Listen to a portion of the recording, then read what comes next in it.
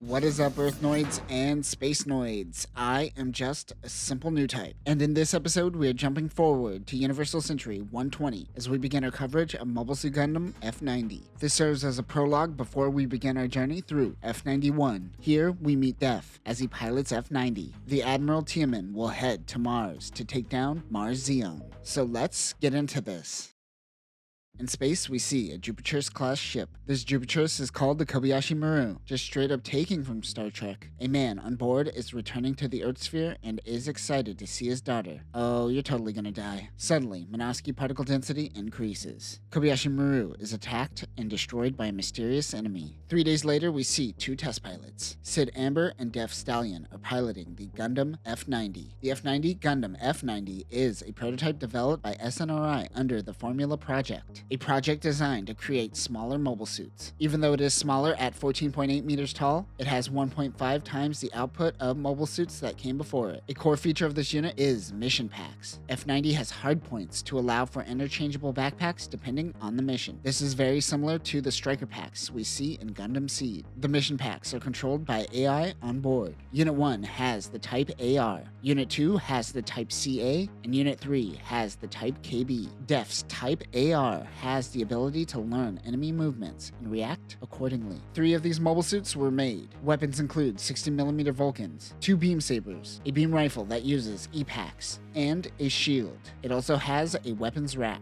Def is your typical protagonist who wants to be a test pilot and doesn't focus on the war part of it all. Navi and the ST gun tells them to cut the chatter. The RGM-89 ST2 ST gun is a recon variant of the Jagan normal type. This was donated to SNRI by Anaheim Electronics. Its main purpose is to collect data on F90. The added sensors doesn't make room for many armaments and relies on F90. Weapons include a modified Jagan beam rifle, a machine gun, and hand grenades. It also has 2 grappling hooks on each arm called the Magnet Harken. Navi is a lower rank than the two, but she chastises them like she is their commander. They are a part of the 13th Experimental Battle Group. Their flagship is the Rockhyloom class ship, the Admiral Tiamin. This ship is a modified Rockhyloom class ship. This version only has 3 twin megaparticle cannons instead of 5, and 16 anti-aircraft guns instead of the typical 22. The biggest addition is the beam shield. On board is Bosch Weller, the leader of the F90 test team. We see Bosch Weller in UC-095, where he told Kika Kobayashi his experience as a Gem 3 pilot during Char's Rebellion. Bosch is introduced to SNRI senior engineer Job John. Last time we saw Job was also in UC-95, when Omer Feng recruited him to join the Strategic Naval Research Institute, or SNRI. He should only be around 56, 57 years old. Ooh, that's a rough 57. I'm convinced everyone who experienced the 1-year war aged a decade in that 1 year. SNRI has spent the past 2 decades miniaturizing Minovsky fusion reactors, creating a smaller, more efficient mobile suit. This is the F-Series. Job mentions that Unit 1 and Unit 2 have different processors and operating systems. As the 3 run tests, Minovsky particle density increases. They spot mobile suits that begin shooting at them. They begin fighting with a Gelgoog, a Rikdom, and a Zaku. In UC-120, the Phantoms of Zeon begin attacking. They refer to this group as Oldsmobiles. This is Def's first time experiencing real battle. Sid's mobile suit is dead in the water, and they haven't installed an escape unit yet. He jumps out of the cockpit and shoots at the Rikdom with a gun and flails away. Def does some hand-to-hand combat, but the 3 mobile suits grab the abandoned F90 and make their retreat right as the Admiral Tiamin comes in to help. When he gets back to the Rockhyloom ship, he learns that they stole one of the units. On Frontier 1, which is a colony in Side 4, EFF discusses what they should do about the stolen unit. This is home to SNRI and the new generation of mobile suits. Job John is on Earth handling important matters. The test pilots are dismissed before they could be punished for their actions. Navi slaps Sid and yells at the two for almost destroying her career. Bosch Weller informs them that they have a special mission. They're heading to Mars to take on the Mars Zeon group and retrieve the F90 unit. The captain of the Admiral Tiamin is Captain Novotny. Their fleet consists of 3 Irish-class ships, 2 Salamis-Kayet-class ships, 3 minesweepers, and 2 resupply ships. They will arrive at Mars in 3 3 months and 23 days. Some believe that the Zeon Remnant forces will be using technology from a long time ago. They will use this time to run training exercises on their one F90. The test team launches. Sid is now using a Gyaradoga Kai. We've first seen this unit in Beltarchica's Children. Seeing the Gyaradoga next to the F90, you can see how far EFF has come to miniaturizing mobile suits. Because it is so much smaller, Def is able to stay in Sid's blind spot. They are fighting with one another even though they've been given orders to return. Na'vi breaks the two up and they return to the ship. Bosch tells Sid about helping out Amado during Char's rebellion. It seems like he told this story many times to his men and they're over it. Def still has the theft of F90 on his mind. He is such a hipster as he wishes he lived in the 70s. Suddenly, an explosion goes off. The captain informs the crew that it was a random rail mine. The chances of randomly hitting a mine are typically low, so this makes Na'vi suspicious. The team is able to optimize the battle data and create the F90 Assault Type. The F90A Gundam F90 Assault Type is a mission pack variant of F90. This adds 2 backpacks onto the unit, one being a Minovsky Craft system. Because of the Minovsky Craft system, the MBAC is controlled in the legs. The other pack stores the extra weapons. It also has extra propellant tanks for extended combat. New weapons include the Mega Beam Bazooka, a machine cannon, and a beam cannon. He has shown the specs on the S-Type and the D-Type, which are currently being developed. Na'vi sidebars Def and Sid. She believes that the rail mine wasn't an accident and the enemy knows of their location. She believes that there is probably a traitor on board. Sid wonders why not attack directly. She says because they are already dead. The mine hit and messed up their travel time meter. The resupply ships are coming from the Jupiter fleet. They aren't going to meet up with the resupply and they won't have enough fuel to get back to Earth. Def tells Na'vi to ignore it for now. He will figure something out in the meantime. 34 days later, the ship makes it to the Mars sphere. The fleet begins their drop mission. The pilots are on standby. Def's mission is to focus on collecting data and infiltrate the base on the Martian surface. Na'vi chastises Def and Sid about not goofing off. Sid's job is to protect F90 and Def. As the drop begins, an asteroid passes by and Minovsky particle density increases. And the asteroids are 4 ADSIMs. Specifically, these are RF ADSIMs. The OM-AX-03RF ADSIM is the only mobile armor in the RF line of mobile weapons used by Mars Zeon. The ADSIM leader has been removed, which is the Minovsky net. Weapons include a megaparticle cannon, 12 missiles, a beam disruptor, and 4 articulating claws. They attack the fleet and take out minesweepers. They realize that these aren't regular ADSIMs. They land on the ship carrying F90. Captain Novotny thinks that they are after the Gundam, but someone pulls a gun on him. It is Bosch Weller. This was the man on the inside Na'vi was talking about. The men begin firing, but Novotny stops the chaos from breaking out and surrenders. Def, Sid, and Na'vi are dropping down in unmanned dropships. The ADSIMs try to take over. Doesn't really explain how, but they latch on and drag the ADSIMs with them into the Mars atmosphere. The ADSIMs won't be able to handle re-entry. The 2 ADSIMs fling off the capsule and probably deteriorate during re-entry.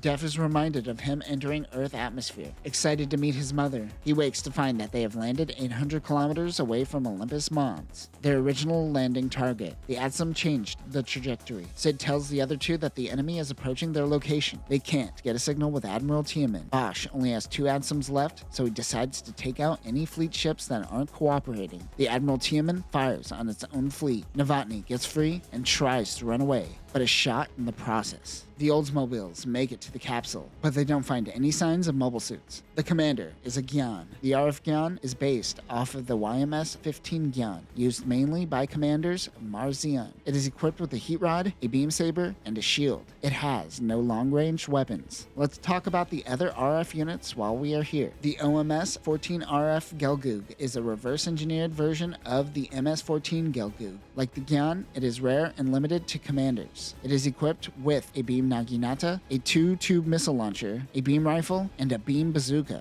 There is an RF Dom, Goof, and Zaku, but we will break those down at another time. He notices footprints right as the capsule goes up in flames. Na'vi set a trap, but the Gelgoog and Gyan survive the explosion. Na'vi's mobile suit is dead in the water. The Gelgoog kidnaps it to steal their data. Def punches the Gyan head off as they grab Na'vi, but it uses a grappling hook to prevent him from saving her. Angry, he uses his beam saber and destroys the Gyan, but Na'vi is already gone. Captain Novotny is still alive and in hiding with some others. He is trying to get as much intel on the drop mission as possible. Sid and Def outfit the F90 with the Destroy loadout. The F90D Gundam F90 Destroy type is a heavy firepower mission pack variant. The booster pack on the legs give it extra mobility. Added weapons include a 4-tube grenade rack, 2 5-tube rocket packs, a Mega Gatling gun, and Zaku light cracker grenades. Na'vi is being held at a power plant which functions as Mars Zeon's base of operations.